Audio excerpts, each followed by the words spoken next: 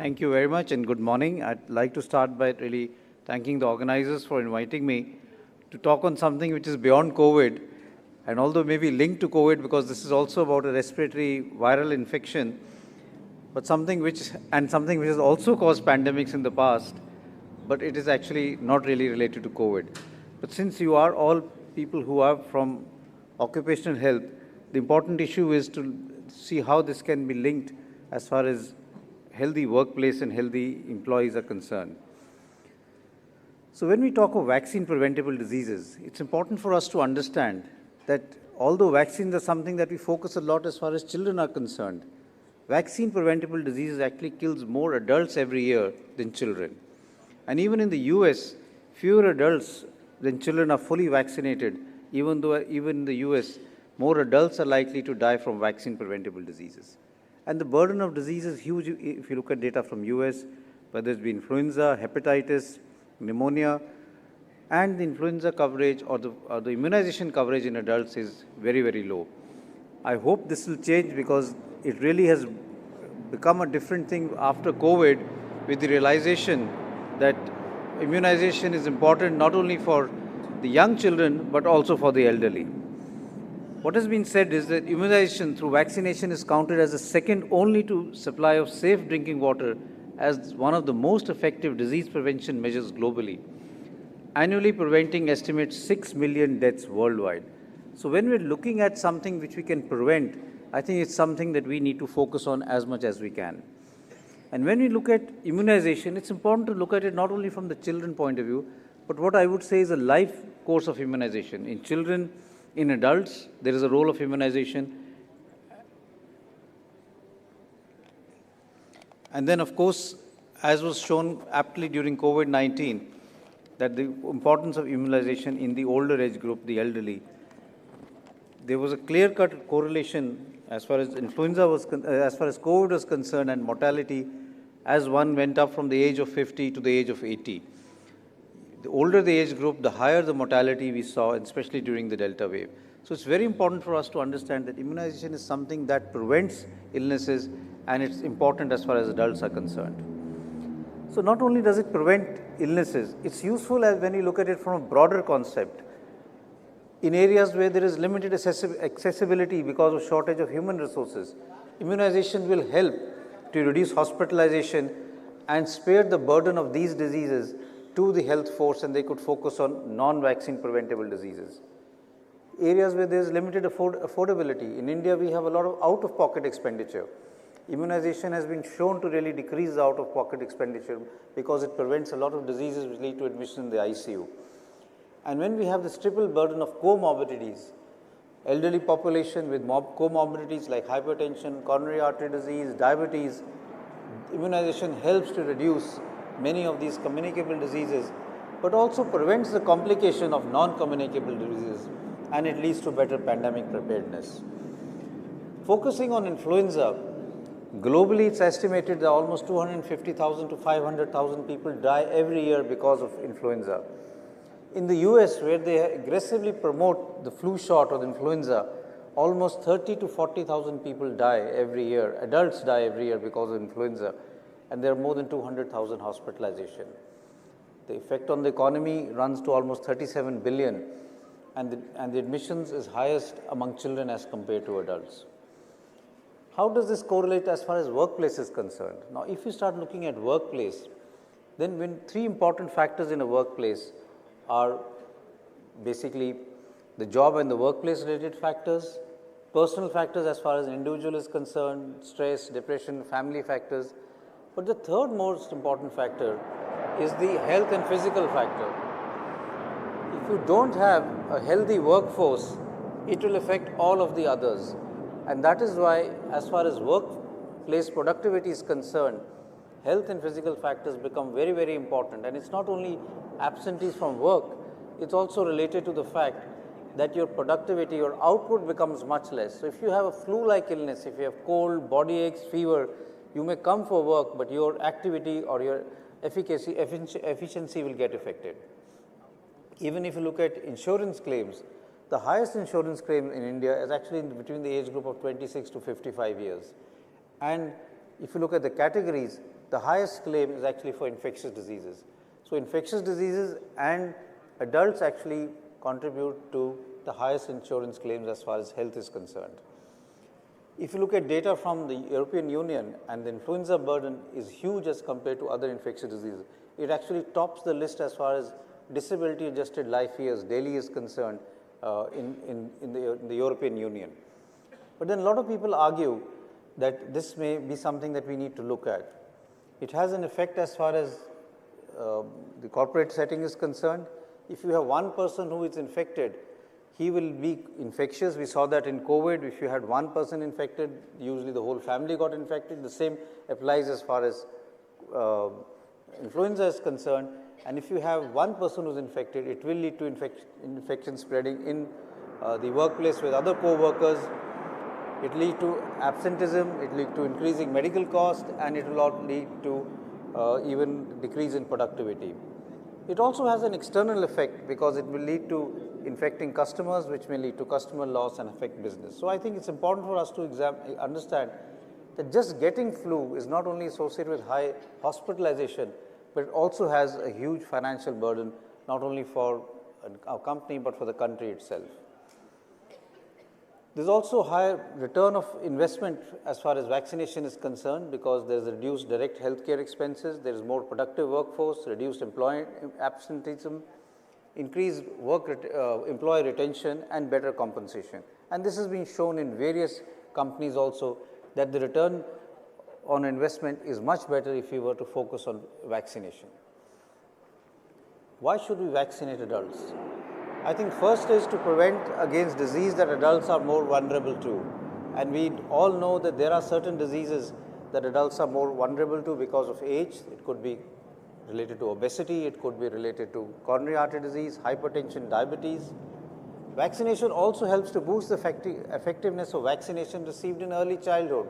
So it has a booster effect, and it lowers the risk of complication with those who have chronic disease. We already know that if you have COPD, if you have chronic respiratory diseases, vaccination prevents you, and many of our patients come back and say that because they took the flu shot, the winter months were much better, they had less admissions, less severe illness as compared to what they had before they had taken the vaccination.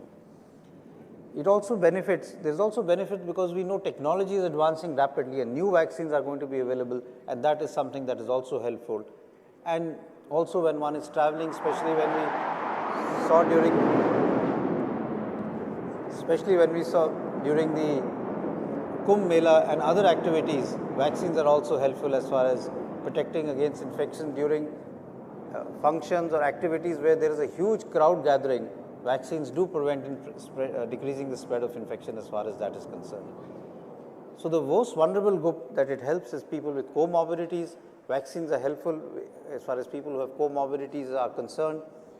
Alcoholics, pregnant women, and I think it's important to understand, I've been a member of the scientific advisory group of the WHO, and what we realized after the H1N1 pandemic, that the maximum benefit that the vaccine was giving was to pregnant women because it had a triple benefit.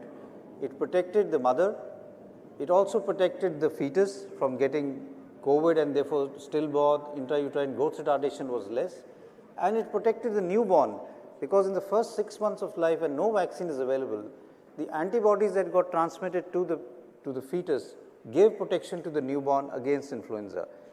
So giving vaccine to pregnant women actually is beneficial, and more recently data from COVID-19 also suggests the same thing.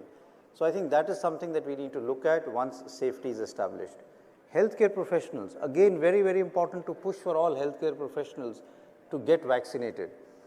If you have COVID-19 or if you have influenza and you go into the ICU or you go and see a patient who is already sick, and you give that patient influenza because of the fact that it's a contagious infection, you are creating a problem for your own patient because you have not protected yourself. So not only to protect yourself, but to protect your patients, especially if you're working in a situation where you're looking at immunocompromised patients who are in the ICU, it's important that all of us take the flu shot or the influenza vaccine for ourselves and for our patients. And like I said, if you're traveling, it's also important. What are the benefits of flu vaccination? There is a large body of data which suggests that it helps to decrease hospitalization, whether it be diabetic patients, patients who have risk of heart attacks, risk of stroke, patients who have chronic respiratory diseases, and it also helps to decrease other respiratory infections. Even if you look at benefits as far as chronic respiratory disease is concerned, and this is data which came from the US, which looked at more than 1,000 patients, it showed that the risk of complications was significantly low. Hospitalization came down by 50%, and risk of death came down by 70% in patients with chronic respiratory disease like COPD if they had received the vaccination. So I think it's very important to remember that not only healthy people, but especially those who have underlying comorbidities, vaccination does help to a large extent in preventing deaths and decreasing hospitalization.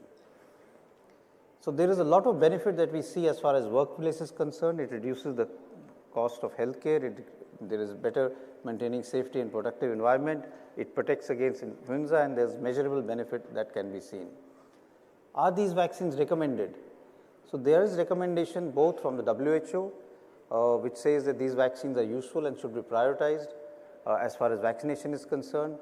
Where feasible, influenza vaccine should be given to health workers, older adults, and pregnant women, and the CDC also recommends the same.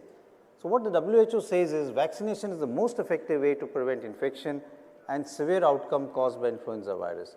And this is what we saw over the years, that if we really vaccinate our people with comorbidities, healthcare workers, and those who have a higher chance of hospitalization, vaccines are really, really effective. Even if you look at data from various organizations, the focus has been to use the quadrivalent vaccine. Now, for many years, we were using a trivalent vaccine, which covered 2 influenza A and 1 influenza B strains. But for the last almost 5 to 6 years, what emerged from the surveillance data was that there is now vaccination which is happening, there is now circulation which is happening with 2 influenza B strains, the Victoria and the Yamagata strain. And therefore, the recommendation changed from a trivalent vaccine to a quadrivalent vaccine. The quadrivalent influenza vaccine covers 2 influenza A strains and 2 influenza B strains. And now if you look at various organizations, including the Ministry of Health and Family Welfare, based on the ICMR data, the recommendation is to use a quadrivalent vaccine on an annual basis as far as influenza is concerned. And the Indian Association of Occupational Health also recommends the quadrivalent influenza vaccine that should be given on an annual basis. So I think the most important issue is how do we promote vaccination at workplace? I take the influenza vaccine every year, and I have had this problem of getting my own residents to take the vaccination. And when I used to tell them to go to the EHS, the Employee Health Scheme OPD, they would be reluctant to do so. So we changed our strategy, and what we started doing was I got the vaccine indented to our OPD area and to the ward area, and we would then tell all the residents that the vaccine is now available, you must get it. So I get the vaccine in the OPD, in the treatment area it's kept. The sister will go and inform the concerned doctor the vaccine is there, you just get up from your OPD, go to the room, take your vaccination and come back, and you're back in 5 minutes and you're seeing the next patient. So you have to be innovative in trying to see how can you develop strategies to improve the vaccine uptake as far as influenza is concerned. And if you develop a strategy, whether it be healthcare worker or it be people at workplace, it would be easier to do that. There is the 80-20 rule, which suggests that if you have 80% of your employees who participate in a program, the disease of that disease would be less than 20%, and that will actually help in cost saving, which could be of the tune of 80%. So I think any intervention where you have a large amount of people involved, when it goes up to the factor of 80%, will have a huge benefit as far as healthcare saving is concerned. There are now studies which suggest that active intervention program actually relieve better outcome, whether it be obesity management, smoking cessation, fitness programs, HRA, or the on-site flu shots. And that leads to significant cost saving. And I think this is something important that we need to understand, that active intervention in all of this, as far as workplace is concerned, is a good investment in terms of the improvement that one sees. The challenge is, how do we engage everyone? A lot of people feel that, I don't need the vaccine, other people in my office need to get the vaccine. So I think it has to be done at all levels, all age group, and everyone, irrespective of whether you are healthy or you have comorbidity, should be trained or should be motivated to come forward and take the influenza vaccination. There is a multimodal support system that can be developed, disease awareness tools, digital awareness support systems, employee engagement factors, and logistics and medical support factors which need to be developed. It's very important for us to understand that when we are looking at these tools, we must be able to convey relevant information as far as the general public is concerned, the employees are concerned, because vaccination does help. If you look at what has happened in the last, I would say, more than a century, we have had a large number of outbreaks which have been predominantly because of influenza. We had the biggest pandemic which happened about 100 years ago in 1918, the Spanish flu. And if you look at data from India, the mortality was almost to the tune of about 8 to 11 million people who died in India in 1918 because of Spanish flu, influenza. And our population was only around 387 million at that point in time. So with a small population in a country where connectivity was not as much as it is today, influenza caused a huge mortality in 1918. Now, with vaccines available, it's important for us to understand that we must push for that, not only with individuals who have underlying comorbidities, but it's also among healthy adults, because it does help in preventing the spread of infection. So I'll stop here. Thank you very much for your patient listening.